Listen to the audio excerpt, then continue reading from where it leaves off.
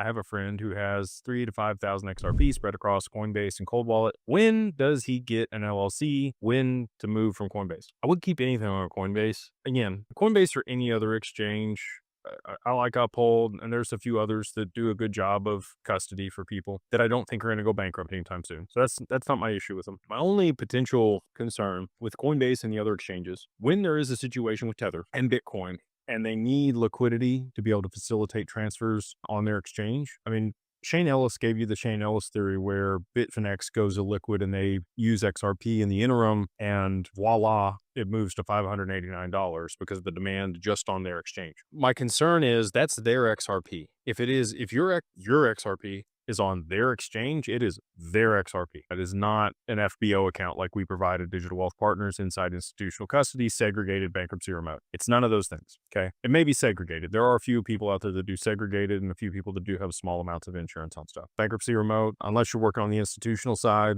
which some do have it, Anyway, if you got 3 to 5,000 XRP, you're not on that side. And not to poo-poo on anybody, I'm just keeping it real. I would get it off there, get it on your cold wallet, just so that you don't have any counterparty risk.